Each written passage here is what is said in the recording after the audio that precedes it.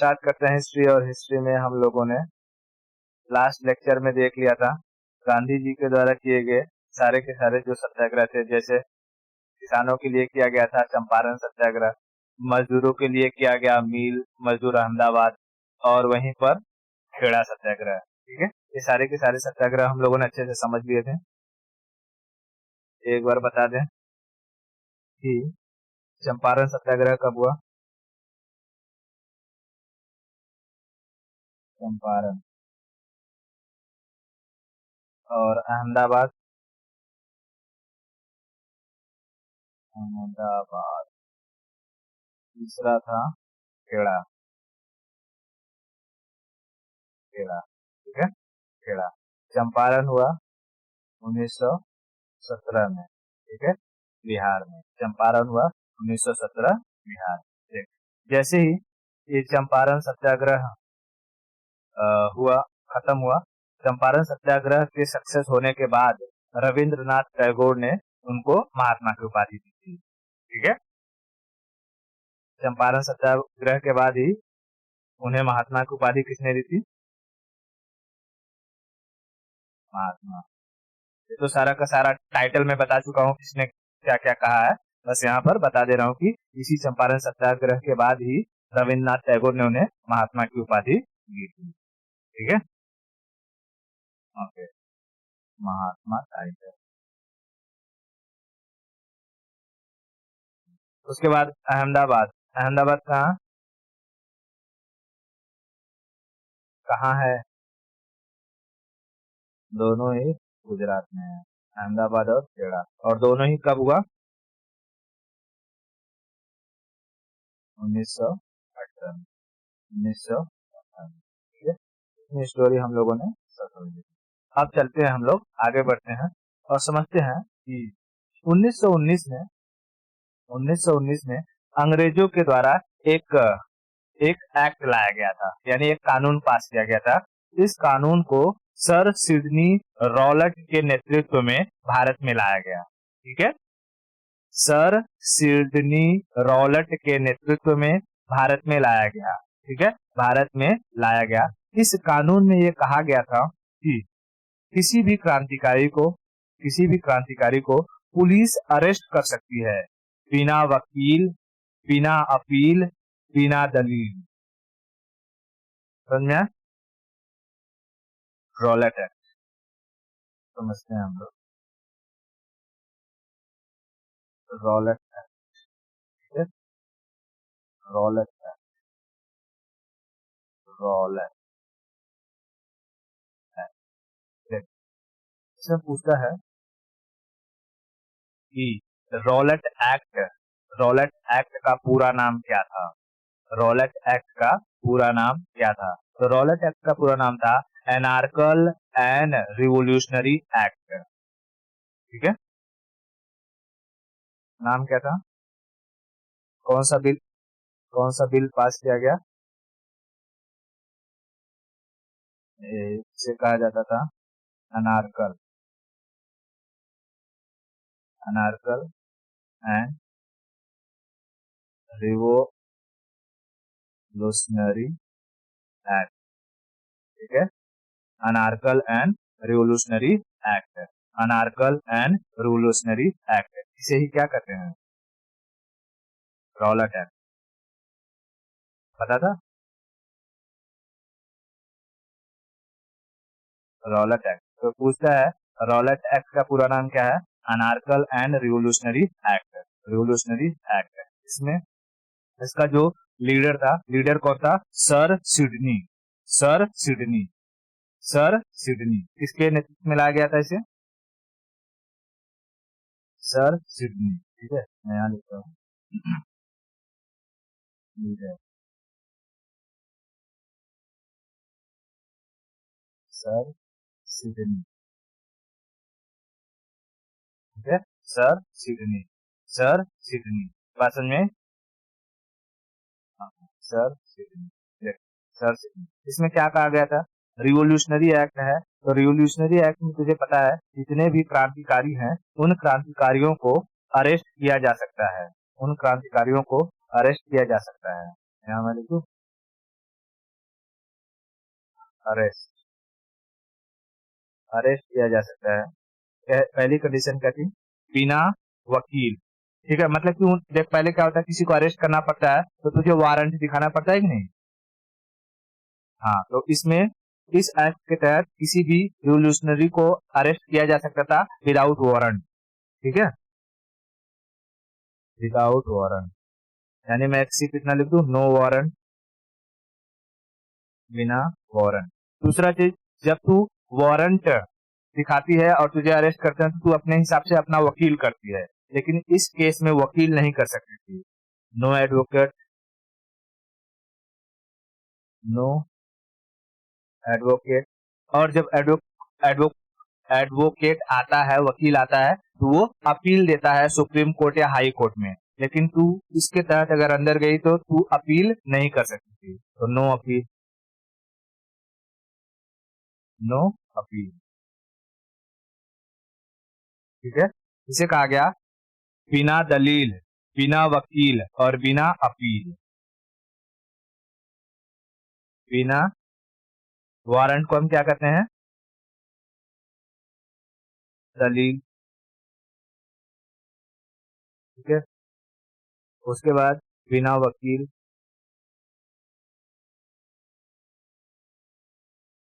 और बिना अपील। बिना अपील, बिना अपील। बात समझ में आया? बिना अपील। ये तीनों कंडीशन इसमें किसमें थे? रॉलेट एक्ट में, रॉलेट एक्ट में। ठीक है, रॉलेट एक्ट में। अगर कोई भी क्रांतिकारी है, क्रांतिकारी को पुलिस अरेस्ट कर सकती है बिना किसी वारंट के। उसे कोई भी जो एडवोकेट यानी वकील रखने की आजादी नहीं होगी, और वो अपने अपने गुनाह को किसी भी हाई कोर्ट या सुप्रीम कोर्ट में जाकर के अपील नहीं कर सकता है। बात समझ में आई? ओके, तो देख, अब अगर ऐसा कोई कानून भारत में आएगा तो इसका विरोध होगा कि नहीं होगा? बहुत जोर शोर से होगा। पूछता है कि ये रॉलेट एक्ट कब पास किया गया था? तो रॉलेट एक्ट पास किया गया था 19 मार्च 1919। ठीक है, डेट से याद रखना, क्या है? 19 मार्च, 19 मार्च 1919। ठीक है, ये डेट याद रखना, ये डेट याद रखना। ठीक है, मैं दिखाता हूँ। ये था सर सिडनी रॉलेट, सिडनी। ठीक है,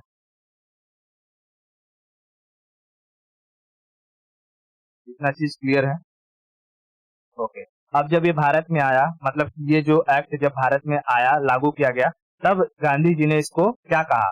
ये एक काला कानून है, इससे हमारी पूरी की पूरी आजादी छीन जाती है। ठीक है, और जैसे ही गांधी जी ने इसे अपोज किया, अब गांधी जी उस वक्त फेमस हो चुके थे, और इन्होंने अगर किसी चीज को अपोज किया तो जाहिर सी बात है उसका अपोजिशन पूरे भारत में होगा कि नहीं होगा? होगा। गांधी जी ने कहा इसे, ये एक ब्लैक एक्ट है। ठीक है, गांधी जी ने इसे ब्लैक एक्ट कहा, और इसी के साथ पूरे भारत में इस रॉलेट एक्ट का क्या शुरू हो गया? विरोध शुरू हो गया। ठीक है, सो गांधी जी ने क्या कहा?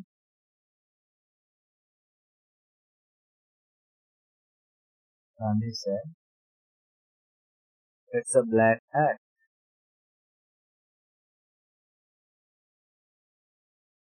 It's a black act. ये क्या है? एक काला कानून। क्या है ये? काला कानून। ये है काला कानून। इतना समझ में आया? ओके, अब अब इसी के साथ क्या शुरू होता है? पूरे भारत में आंदोलन चालू हो जाता है। ठीक है, पूरे भारत में आंदोलन चालू हो जाता है, यानी इसका अपोज चालू हो जाता है। ठीक है, सो क्या लिखूं? Oppose, oppose of Rowlatt Act, Rowlatt Act started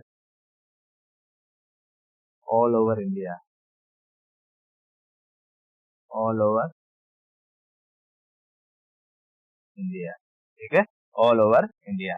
अब देख, कहां से, कहां कहां से और किस किसने किया? तो देख, जैसे ही गांधी जी ने ऐसे कहा कि ये काला कानून है, एक पर्सन थे स्वामी श्रद्धानंद, ठीक है, स्वामी श्रद्धानंद। स्वामी श्रद्धानंद ने 30 मार्च 1919 को, ठीक है, 30 मार्च 1919 को उन्होंने कहा कि ये अंग्रेजों को हम लोग टैक्स नहीं देंगे, नो टैक्स। उन्होंने क्या कहा? उन्होंने नो टैक्स आंदोलन चालू कर दिया, ठीक है, नो टैक्स आंदोलन चालू कर दिया। लेकिन ये नो टैक्स ना पूछता है कि नो टैक्स स्लोगन, यानी हिंदी में कर मत दो स्लोगन किसने दिया था? तो कर मत दो स्लोगन दिया था सरदार भाई पटेल ने, ठीक है, सरदार भाई पटेल ने। अभी देखो मैं लिखूंगा तब तेरे को समझेगा, उसे समझेगा नहीं।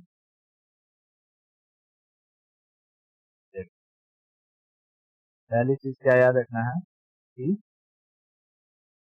स्वामी श्रद्धानंद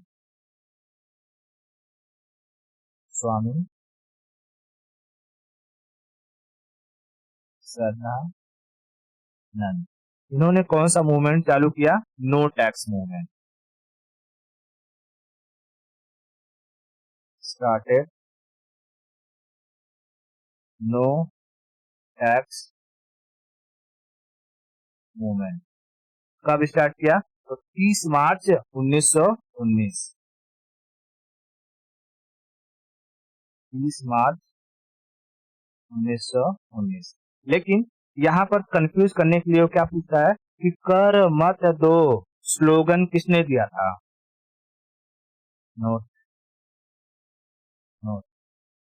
कर मत दो स्लोगन। ये स्लोगन दिया था सरदार वल्लभ भाई पटेल ने, ठीक है, सरदार पटेल, ठीक है, सरदार पटेल। इन्होंने क्यों ऐसा कहा था? गुजरात में जगह है बलसाण, ठीक है, गुजरात में जगह है बलसाण, वहां पर एक आंदोलन शुरू किया था इसने सरदार पटेल ने। क्यों? क्योंकि वहां के जो किसान थे ना, किसानों को ये जो अंग्रेज रहते थे वो हैवी टैक्स इम्पोज कर दिया करते थे, ठीक है, हैवी टैक्स इम्पोज कर देते थे। और जो किसान टैक्स नहीं देता था ना, उनके घर में ये क्या करते थे? अंग्रेज चोरी कर लेते थे, ठीक है, वो किसान उनके घर में चोरी कर लेते थे। तो अब जब उनके घर, दूसरे किसानों के घर में चोरी होने लगा, तो अंग्रेज कहे देखो वो टैक्स नहीं दे रहा है, उसके घर में चोरी हो जा रहा है, एक काम करो हमें सिक्योरिटी के लिए रख लो, हमें सिक्योरिटी के लिए रख लो। तो अब लोग क्या करने लगे कि उनको अपने घर के लिए सिक्योरिटी, मतलब कि निगरानी करने के लिए रख दिए। अब जब अंग्रेज सिक्योरिटी देते थे, निगरानी करते थे, तो फ्री में तो करेंगे नहीं, पैसा लेंगे, तो पैसा भी लेते थे और निगरानी भी रखते थे, और जो लोग टैक्स नहीं देते थे उनके घर में चोरी भी कर लेते थे। और धीरे धीरे इस बात का पता किसे चल गया? सरदार पटेल को। सरदार पटेल को जैसे ही पता चला, उन्होंने कहा ये बात है, रुको उनको बताते हैं।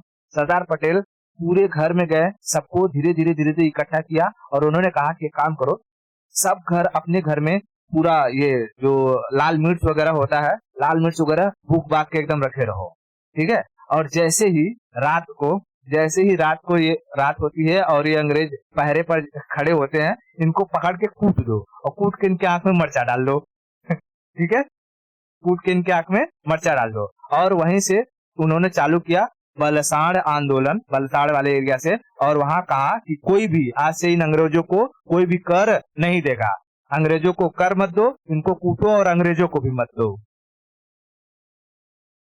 ठीक है, अंग्रेजों को कर मत दो। तो कहेगा कर मत दो स्लोगन किसने दिया था?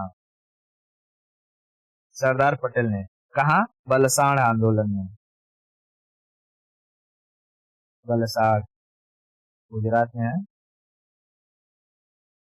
आंदोलन, ठीक है, आंदोलन। लेकिन लेकिन लेकिन एक ऐसा ही सेम एक स्लोगन उठा था अमेरिका से। अमेरिका में के लोगों ने क्या कहा था? नो टैक्स विदाउट रिप्रेजेंटेटिव, ठीक है, नो टैक्स विदाउट रिप्रेजेंटेटिव। क्यों? समझाता हूँ। जैसे मुझे पता है कि जो अंग्रेज थे वो पूरी दुनिया पर छाए हुए थे, ठीक है, पूरे वर्ल्ड में छाए हुए थे। तो अंग्रेजों का कब्जा यहाँ भी था। तो अंग्रेज अपना सारा का सारा नियम कानून यहाँ ब्रिटेन से बनाकर लाते थे, और यहाँ के लोगों ने, यूएसए के लोगों ने कहा कि बताओ, तुम्हारे पार्लियामेंट में हमारा कोई रिप्रेजेंटेटिव है ही नहीं, मतलब अमेरिका का कोई लोग है ही नहीं, तो तुम लोगों का द्वारा बनाया गया जो कानून है वो हम क्यों माने? हाँ, हम तुमको कितना टैक्स देना है, कितना नहीं देना है, ये तुम कैसे डिसाइड करोगे? जब तक तुम्हारे पार्लियामेंट में हमारे यहाँ का कोई रिप्रेजेंटेटिव नहीं होगा, तब तक हम तुमको टैक्स नहीं देंगे, ठीक है। तो यूएसए से कौन सा स्लोगन निकला? नो टैक्स विदाउट रिप्रेजेंटेटिव, ठीक हो, नो टैक्स विदाउट रिप्रेजेंटेटिव। इतना समझ में आया? तो मैं यहां लिख दूं no tax without representative, no tax without representative. ये कहां से आया था? यूएसए से, ठीक है। अमेरिकन रिवॉल्यूशन, वहां का स्लोगन था नो टैक्स विदाउट रिप्रेजेंटेटिव। इतना समझ में आया? ओके, अब देख, यहाँ पे आ जाओ, थोड़ा सा भारत का और हिस्सा ले लेते हैं हम लोग। ये है भारत। अब देख, भारत में धीरे धीरे ये जो रॉलेट एक्ट के खिलाफ क्या हो रहा था, प्रदर्शन बढ़ते जा रहा था, प्रदर्शन बढ़ते जा रहा था। गांधी जी ने सोचा कि गुजरात से अब मुझे कहाँ चलना चाहिए? पंजाब की तरफ चलना चाहिए, ठीक है। गांधी जी ने कहा कि गुजरात से मैं पंजाब की तरफ जाऊंगा। क्यों? क्योंकि जो आंदोलन यहाँ से शुरू हुआ था, ठीक है, जो आंदोलन यहाँ से शुरू हुआ था वो धीरे धीरे पूरे देश में तो फैला, लेकिन नॉर्दर्न पार्ट में बहुत तेजी से फैल गया, और जिसमें पंजाब वाले एरिया में बहुत तेजी से ये आंदोलन फैला, बहुत तेजी से। यहाँ पर लोग क्या हो गए? उसके खिलाफ हो गए, एकदम रॉलेट एक्ट के खिलाफ हो गए, ठीक है। और वहां पर दो क्रांतिकारी थे, सैफुद्दीन किचलू और सत्यपाल, ठीक है, सैफुद्दीन किचलू और सत्यपाल। तो उनसे मिलने के लिए, हाँ, गांधी जी ने सोचा कि मैं वहां जाऊंगा तो वहां के आंदोलन को और ज्यादा क्या मिल जाएगा? बल मिल जाएगा, उसे मैं बूस्ट कर दूंगा, ठीक है। तो अंग्रेज सोचे अगर गांधी वहां पहुंच गया तब तो बहुत गड़बड़ हो जाएगा। अंग्रेजों ने गांधी जी को यहाँ पंजाब पहुंचने से पहले क्या कर लिया? अरेस्ट कर लिया, ठीक है। गांधी जी को पंजाब पहुंचने से पहले ही अरेस्ट कर लिया। अब जब जैसे ही गांधी जी को अरेस्ट किया गया, सब जनता हल्ला मचाने लगी, आए गांधी जी को क्यों अरेस्ट किया, गांधी जी को क्यों अरेस्ट किया। तो इनको ले गए यहाँ से अरेस्ट करके, गांधी जी जा रहे थे, पंजाब से उठा करके उनको वापस से लाकर गुजरात छोड़ दिए, ठीक है। पंजाब से उठा करके कहा से छोड़ दिए?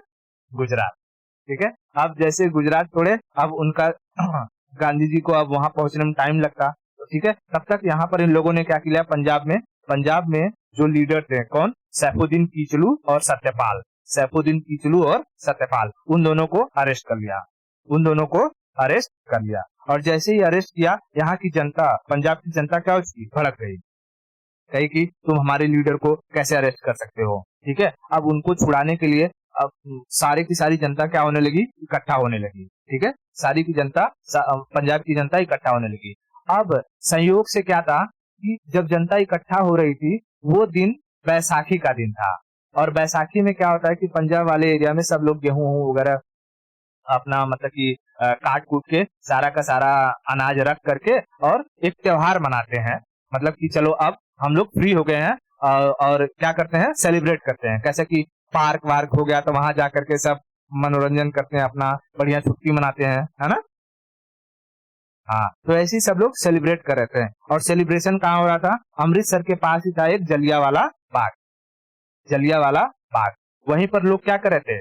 आम जनता, पब्लिक, जिसे इस आंदोलन का कोई अता पता ही नहीं था, सब सेलिब्रेट कर रहे थे। और धीरे धीरे वहां पर भीड़ बढ़ती जा रही थी। तब तक वहां पर एक इंसान था, मतलब आदमी था, जिसने अंग्रेजों को खबर दी कि जो क्रांतिकारी है वो जलियांवाला बाग में क्या हो रहे हैं? इकट्ठा हो रहे हैं, ठीक है। उसका नाम था हंसराज नाम का व्यक्ति था। उसने अंग्रेजों को क्या दी? सूचना दी कि जलियांवाला बाग में लोग इकट्ठा हो रहे हैं। अब उस वक्त जो पूरे भारत का जो वायसराय था वो था चेम्सफोर्ड। ठीक है, देख, समझ, पूरे भारत का वायसराय कौन था? चेम्सफोर्ड। चेम्सफोर्ड। और इस वायसराय के अंदर यहाँ का जो आर्मी था, आर्मी का जो ब्रिगेडियर था, ठीक है, आर्मी ब्रिगेडियर वो था जनरल ओ डायर। ठीक है, general O Dyer. General O Dyer. General O Dyer ने अपनी एक टुकड़ी बुलाई क्योंकि चेम्सफोर्ड को उसको ऑर्डर आया कि यहाँ क्या हो रहा है, इस चीज को सॉल्व करो। तो जनरल ओ डायर ने अपनी क्या बुलाई? टुकड़ी बुलाई। और टुकड़ी बुला करके वो जो आर्मी की टुकड़ी थी वो क्या थी? वो गोरखा टुकड़ी थी। ठीक है, गोरखा रेजिमेंट के टुकड़ी थी, क्योंकि अगर यहीं के आसपास वाले पंजाबियों की टुकड़ी को बुलाता तो वो लोग कुछ करते नहीं। ठीक है, इसलिए उसने गोरखा टुकड़ी को बुलाया। और जब गोरखा रेजिमेंट आई तो गोरखा रेजिमेंट को लीड कर रहा था जनरल आर डायर। ठीक है, गोरखा रेजिमेंट को लीड कौन कर रहा था? General R Dyer. क्योंकि तुझे पता है हिंदुस्तानियों को, जो भारतीय थे, उनको हायर रैंक पर जाने ही नहीं दिया जाता था, है ना। तो उस जितने भी आर्मी की टुकड़ी रहेंगी उसमें जितने भी हायर पोस्ट रहेगा वो सब अंग्रेज ही रहते थे। तो उस टुकड़ी को, गोरखा रेजिमेंट को लीड कर रहा था जनरल आर डायर। और जनरल ओ डायर ने आर डायर को आदेश दिया यहाँ पर जितने भी लोग हैं उनको उड़ा दो। और जनरल आर डायर ने, तुझे पता है आर्मी में एक बार जो ऑर्डर मिल गया उसे पूरा करना ही करना है। ठीक है, और जनरल आर डायर ने क्या करवाया? गोली चलवा दी। और गोली चलवाने की वजह से वहां पर उपस्थित कम से कम कहा जाता है कि 1600 लोगों की मौत हुई थी। 1600। ठीक है, 1600। वहां पर एक कुआं था, लोग अपनी जान बचाने के लिए उस कुएं की तरफ भागे। और ये इतने दुष्ट थे कि वो कुएं में भी ऊपर से क्या मार दिए? गोली मार दिए। और कुआं का पूरा, मतलब जो कुआं का पानी था पूरा एकदम खून से लबालब हो गया था। ठीक है, वहां पर बच्चे, बूढ़े, औरत, सब एक किस्म के जितने भी लोग मिले सबको लोगों ने मार दिया। बात समझ में आई? मार दिया। और ये घटना होती है 13 अप्रैल 1919 को, जिसे हम जलियांवाला बाग मैसेकेयर के नाम से जानते हैं। बात समझ में आई? इतना स्टोरी क्लियर है? ठीक है, अब मैं इसको लिख देता हूँ, नहीं तो एक भी स्टोरी क्लियर नहीं रहेगा। ठीक है, तो पहले कहाँ से शुरू करना है हमको? हमने ये देख लिया स्वामी श्रद्धानंद ने कौन सा मूवमेंट स्टार्ट कर दिया था? No tax movement. ठीक है, नो टैक्स मूवमेंट 30 मार्च 1919 को पूरे देश में रॉलेट एक्ट के खिलाफ आंदोलन बढ़ रहा था। यह आंदोलन कौन से एरिया में बहुत तेजी से फैल रहा था? पंजाब वाले रीजन में। ठीक है, पंजाब वाले रीजन में। और गांधी जी ने कहा जाने के लिए डिसाइड किया? पंजाब। गांधी जी डिसाइडेड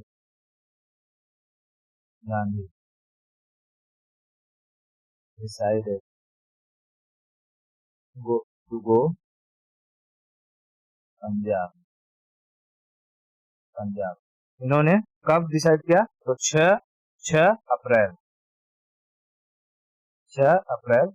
1919। जैसे ये पंजाब पहुंचे 8 अप्रैल को गांधी जी को अरेस्ट कर लिया गया। ठीक है, गांधी अरेस्टेड बाय पुलिस। कब? 8 अप्रैल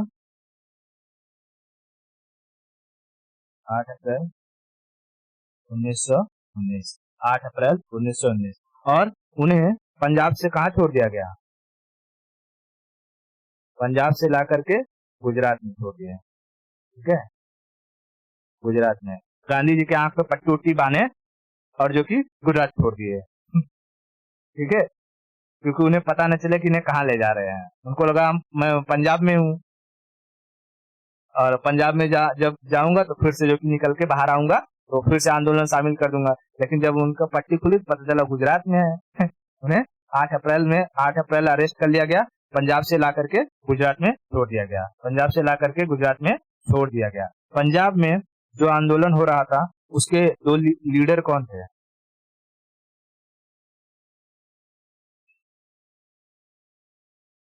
Punjab movement leader, movement leader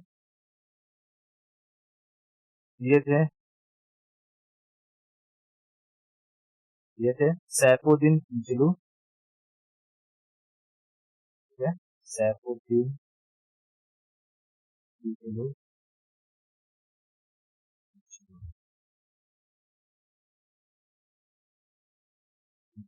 और दूसरे थे सत्यपाल,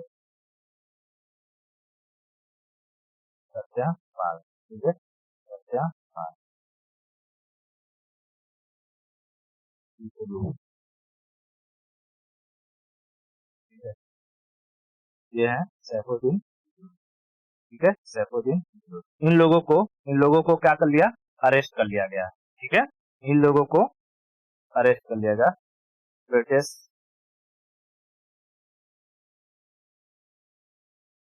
अरेस्टेड, अरेस्टेड, ठीक है, कब, 13 अप्रैल 1900, ठीक है, 13 अप्रैल 1919, और सारे जो लोग थे, लोग इनको छुड़ाने के लिए प्रोटेस्ट करने लगे, ठीक है, छुड़ाने के लिए प्रोटेस्ट करने लगे, तो लोग, जो आम पब्लिक थी, पंजाब की आम पब्लिक, वो अपना बैसाखी का त्योहार, फेस्टिवल कहाँ मना रही थी, जलियांवाला बाग में, ठीक है,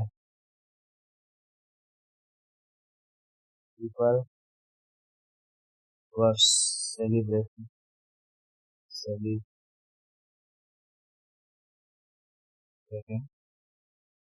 कौन सा फेस्टिवल, ये बैसाखी,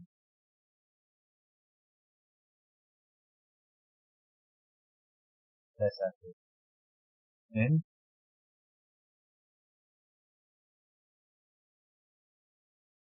जलियांवाला बाग, ठीक है, कहाँ है ये, अमृतसर में, अमृतसर, ठीक है, अमृतसर। तब तक के तब तक तब तक जो लीडर थे इनके, मतलब कि इनको सैफुद्दीन किचलू और सत्यपाल को छुड़ाने के लिए लोग क्या हो रहे थे, इकट्ठा हो रहे थे, ठीक है, लोग इकट्ठा हो रहे थे, लेकिन इस बात की जानकारी अंग्रेजों को किसने दिया, हंसराज, ठीक है, रिवोल्यूशनरी पीपल, ठीक है, रिवोल्यूशनरी पीपल आर गैदरिंग, वर, अभी थोड़ी हो रहा है,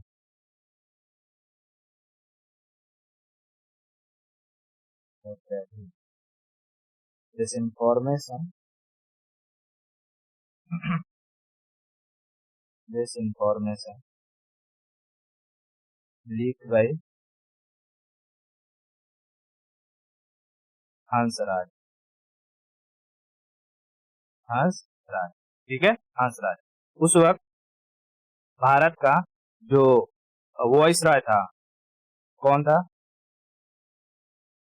इंडिया वॉइस रॉय था वो, जेम्स फोर्ड, जेम्स फोर्ड, और और यहाँ का जो पंजाब का लेफ्टिनेंट गवर्नर था, पंजाब का ओडायर, ओडायर, लेफ्टिनेंट गवर्नर, ठीक है, लेफ्टिनेंट गवर्नर था, वो था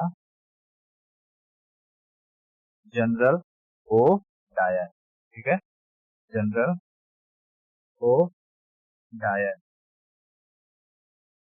general O Dyer, general O Dyer, general O Dyer ने किसे ऑर्डर किया,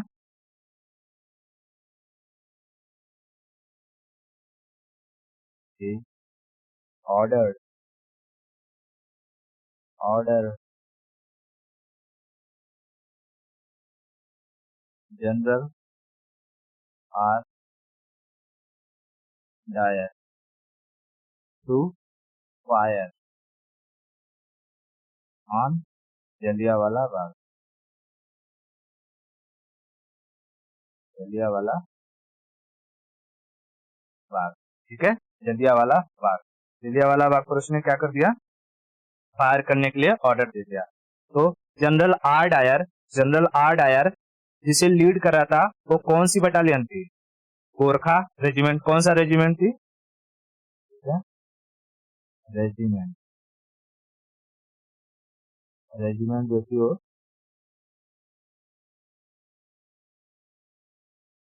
गोरखा रेजिमेंट थी, गोरखा रेजिमेंट थी। और इनका वो हेड कौन था, general R Dyer, general R Dyer, ठीक है। और इसके बाद ही जैसे ही उन लोगों ने गोली चलाई चारों तरफ क्या हो गया, मौत ही मौत, लाशें ही लाशें बिछ गई। इससे आहत होकर गांधी जी ने अपना जो टाइटल था कैसरे हिंद की उपाधि लौटा दिया। रविंद्रनाथ टैगोर को रविंद्रनाथ टैगोर को नाइटहुड की उपाधि मिली थी, रविंद्रनाथ टैगोर ने नाइटहुड की उपाधि रिटर्न कर दी, ठीक है। एक पर्सन थे शंकर नारायण वाइस राय के सलाहकार के पोस्ट पर थे। उन्होंने अपने जो वाइस राय का जो सलाहकार का पोस्ट था उसे छोड़ दिया। बात समझ में? तो यहाँ पर ये जलियांवाला बाग और ये, हाँ, ऐसे लोगों की लाशें चारों तरफ बिछी हुई थी, ठीक है। उसके बाद तुझे दिखाता हूँ जनरल ओ डायर कहाँ गया, ये था जनरल ओ डायर। अच्छा, बता सकती है इसमें सबसे बड़ी गलती किसकी है, जनरल ओ डायर की कि जनरल आर डायर की? जनरल ओ डायर की। क्यों? क्योंकि जिसने ऑर्डर दिया है उसकी बात को तो मानना ही पड़ेगा, और ये आर्मी का रूल है ना, ठीक है, आर्मी का रूल है। उसके बाद ये जो था चेम्सफोर्ड, कहाँ गया चेम्सफोर्ड, ये ये था चेम्सफोर्ड। बोले बोले कि हैंडसम है।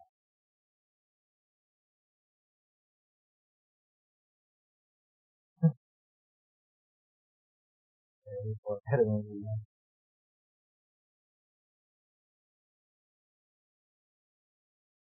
ठीक है, ये चेम्सफोर्ड था, ठीक है। इतना सारा का सारा चीज क्लियर है। उसके बाद हमें इसमें क्या याद रखना है, इससे आहत होकर के किसने, गांधी जी ने अपनी कौन सी उपाधि लौटा दी, कैसरे हिंद, कैसरे हिंद, ठीक है, कैसरे हिंद। मैं यहाँ लिखता हूँ, ठीक है। और ये जलियांवाला मैसेकर, इस दिन क्या जाना गया इसे, Jallianwala massacre,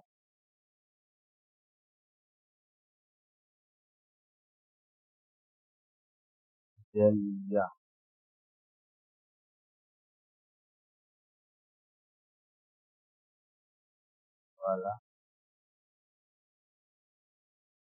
massacre. Jallianwala massacre कब हुआ ये, 13 उन्नीस को, ठीक है, 1919 को। इससे आहत होकर गांधी जी ने अपना कैसरे हिंद का टाइटल रिटर्न कर दिया। गांधी रिटर्न इस टाइटल, टाइटल कैसरे हिंद। उसके बाद रविंद्रनाथ टैगोर ने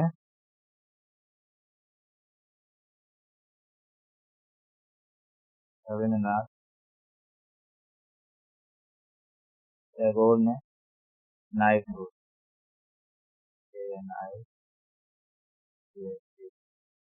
नाइटहुड सर की उपाधि लौटा दी, सर की उपाधि लौटा दी। और एक पर्सन थे, एक पर्सन, क्या नाम था उनका, शंकर नारायण, शंकर नारायण, ठीक है, शंकर नारायण, इन्होंने अपना वायसरॉय के सलाहकार का पोस्ट छोड़ दिया। Left is secretary post, secretary इसका वायसरॉय का। बात समझ में? ओके, अब देख, ये जब मैसेकेयर हुआ तो वहां पर इंग्लैंड तक इसकी बात पहुंची। इंग्लैंड में उस वक्त जो पार्लियामेंट थी, पार्लियामेंट में इस बात को डिस्कस किया गया। वहां पर विंस्टन चर्चिल था। विंस्टन चर्चिल ने इसकी बहुत निंदा करी कि भारत में ये जो हुआ है ये बहुत गलत हुआ है। ठीक है, भारत में जो हुआ है ये गलत हुआ है। तो इसकी जांच के लिए वहां से हंटर कमीशन का क्या किया गया, गठन किया गया। ठीक है, हंटर कमीशन भारत में 1919 में हंटर कमीशन आया, और हंटर कमीशन में 3 भारतीय थे और 5 ब्रिटिश थे। ठीक है, तो जलियांवाला बाग के निरीक्षण के लिए किसका गठन किया गया?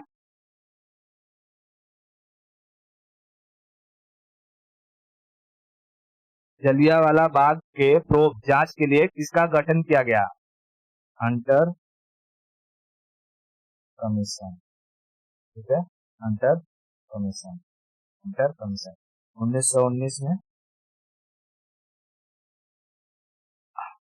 ठीक है, तो हंटर कमीशन भारत आया। ठीक है, हंटर कमीशन भारत आया, और हंटर कमीशन में कहेगा कि कितने मेंबर थे, तो कुल 8 मेंबर थे। ठीक है, 1919 में टोटल 8 मेंबर,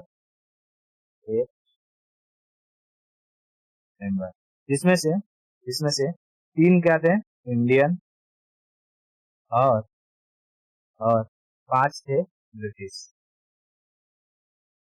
5 ब्रिटिश थे। हंटर कमीशन भारत क्यों आया था? तो जलियांवाला बाग मैसेकेयर की प्रोब के लिए। ठीक है, जलियांवाला बाग मैसेकेयर की प्रोब के लिए। और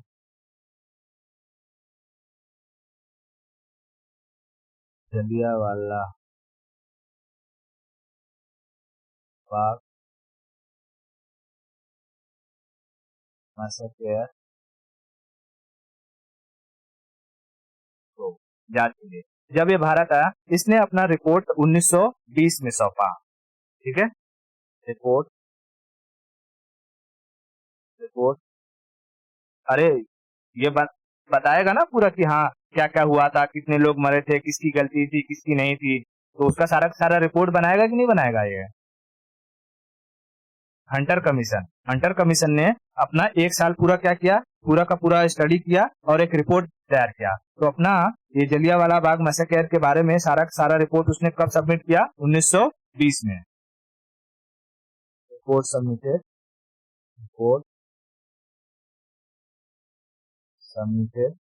1920 में, और इसने कहा कि हमारे रिपोर्ट के अकॉर्डिंग इस जलियांवाला बाग में सिर्फ 400 लोगों की मृत्यु हुई है। ठीक है, 400 लोगों की मृत्यु हुई है, और ये उस वक्त की सिचुएशन को देखते हुए अच्छा काम है। ठीक है, ये उस वक्त की सिचुएशन को देखते हुए जनरल आर डायर या जनरल ओ डायर के द्वारा किया गया एक अच्छा काम था, गुड डिसीजन था। बात समझ में? हाँ, तो इसने इस रिपोर्ट में क्या कहा कि कितने लोगों की मृत्यु हुई है? ओनली 400 पीपल, और जबकि मरे कितने थे? 1600 से अधिक लोग। ठीक है, 400 पीपल डाइड, और इसने कहा it was a good act, it was a good act during that emergency situation, during that emergency situation. ठीक है, ड्यूरिंग दैट इमरजेंसी सिचुएशन। उसके बाद मदन मोहन मालवीय। ठीक है, मदन मोहन मालवीय, इन्होंने अपनी तरफ से एक कमेटी बनाई और खुद से जांच करवाया। तो उन्होंने उस जांच में पाया कि भाई ये 400 लोग नहीं 1600 के आसपास लोगों की मृत्यु हुई थी, और मदन मोहन मालवीय ने इस हंटर कमीशन की रिपोर्ट की निंदा करी। ठीक है, ओके। तो जलियांवाला बाग जो मैसेकर हुआ था उसकी जांच और किसने करी थी? मदन मोहन मालवीय ने। ठीक है,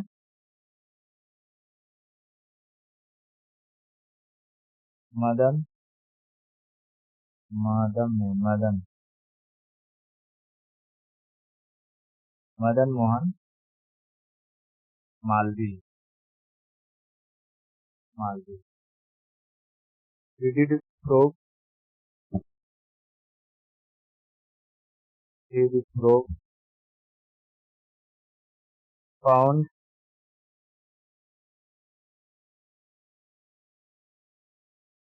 1600 people died and criticized criticized criticized general या डायर एक्ट। ठीक है, DWYER डायर एक्ट, यानी डायर ने जो कहा उसका उन्होंने जो किया उसका उन्होंने निंदा किया। ठीक है, इसका उन्होंने निंदा किया। अब देख, इस 1919 की क्रांति के बाद मतलब कि 1919 की जलियांवाला बाग मैसेकर के बाद यहाँ पर पंजाब में प्रेशर बहुत बढ़ने लगा था। पंजाब में जब प्रेशर बढ़ने लगा तो ब्रिटिशर्स ने क्या किया, जनरल ओ डायर को कहाँ भेज दिया? वहां से भारत से हटा करके इंग्लैंड में बुला दिया। ठीक है, भारत से हटा करके इंग्लैंड में बुला दिया, और जब इंग्लैंड में वो गया तो वहां पर पार्लियामेंट में उसकी क्या हुई? प्रशंसा हुई। वाह वाह वाह वाह, तुमने बहुत अच्छा काम किया है, ये लो गिफ्ट में तुम्हें तलवार दिया जाता है, तुमने इतना अच्छा लोगों को काट के आए हो वहां पर। ठीक है, तो जनरल ओ डायर को कहाँ भेज दिया गया? London. General O Dyer general O Dyer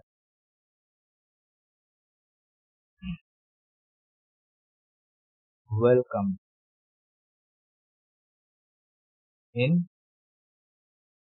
London. ठीक है, प्रेस्ड पीपल प्रेस्ड, वहां के लोगों ने parliament parliament pressed pressed dear act. ठीक है, डियर एक्ट। अब देख, जनरल ओ डायर तो चला गया, लेकिन जब ये जब ये 1919 में जब ये जलियांवाला बाग मैसेकर हो रहा था, वहीं जलियांवाला बाग में एक छोटा सा लड़का था जिसका नाम था उधम सिंह। और वो उधम सिंह बड़ा होता है, अपने अंदर सारी की सारी जो जलियांवाला बाग में जो घटनाएं हुई हैं उनको अपने अंदर दबाए रखता है। और 1940 में लगभग 20 साल के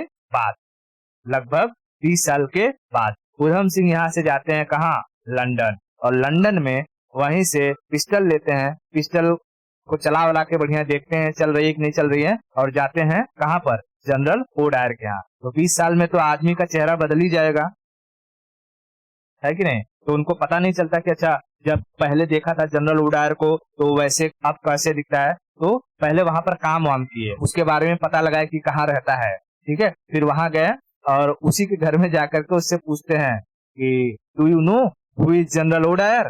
तो वो बोलता है, yes I am the general O Dyer, who are you? कहते who are you? I am Yamraj. बंदूक निकाले और ढा ढा ढा गोली मारे, और जनरल ओ डायर वहीं उसकी मृत्यु हो जाती है। अब जनरल आर डायर को भी लोग खोज रहे थे, लेकिन आर्मी में कैसा होता है कि आर्मी में लोगों की सूचनाएं गुप्त रखी जाती है ना? और जनरल आर डायर के बारे में किसी को पता ही नहीं चलता कि वो कौन था बंदा जनरल आर डायर। ठीक है, इसलिए जनरल आर डायर को कौन मारा नहीं मारा, अपने से मर गया, कोई जानकारी नहीं है। लेकिन जनरल ओ डायर को किसने मारा था? उधम सिंह ने। ठीक है, तो उधम सिंह ने, तो यहाँ याद रखना, उधम सिंह, उधम सिंह, उधम सिंह। उन्होंने मारते वक्त कहा था, याद करो 1919 का वो साल, 13 अप्रैल का, जिस दिन तुमने ऑर्डर दिया था, तुमने हमारे घर में आकर के गोली चलाई थी, आज मैं तुम्हारे घर में आकर के गोली चला रहा हूँ। हिंदुस्तानियों को कमजोर मत समझना कभी। किल्ड जनरल हो डायर, जनरल हो डायर कब? 1940 में। 1940 में। इतना चीज समझ में आया? कहाँ पर? लंदन में ही। लंदन में। इतना क्लियर हो गया? ठीक है, तो ये सारी की सारी स्टोरी समझ में आ गई। जलियांवाला बाग मैसेकर कैसे हुआ, इसका इसका जलियांवाला बाग के बारे में अगर पूछेगा कि जलियांवाला बाग मैसेकर कैसे हुआ था, तो तू उसको समझा सकती है ना कि इसके पीछे क्या क्या कहानी थी, कैसे कैसे स्टोरी थी, और ये इंसिडेंट किस तरीके से घटित हुआ। हाँ, तो तुझे अगर मेंस में लिखने के लिए आएगा तो तुझे ये सब बताना पड़ेगा, ठीक है, कि ये जो रॉलेट एक्ट आया था उसका विरोध हो रहा था, उसका विरोध कहाँ से चालू हुआ, फिर कैसे कैसे धीरे धीरे पंजाब वाले एरिया में उसका रिवोल्ट मतलब रिवोल्ट जो ये विद्रोह था वो बहुत तेजी से बढ़ते गया। फिर वहाँ के दो रिवोल्यूशनरी थे, गांधी जी वहां जाना चाहते थे, गांधी जी को अरेस्ट करके छोड़ दिया गया। ठीक है, ये सारी की सारी चीजें क्या करनी पड़ेगी, बताना पड़ेगा तुझे। ठीक है, अमृतसर, अमृतसर, अमृतसर बात समझ में आया? तो यहीं पर अमृतसर में क्या मिलेगा तुझे? जलियांवाला बाग।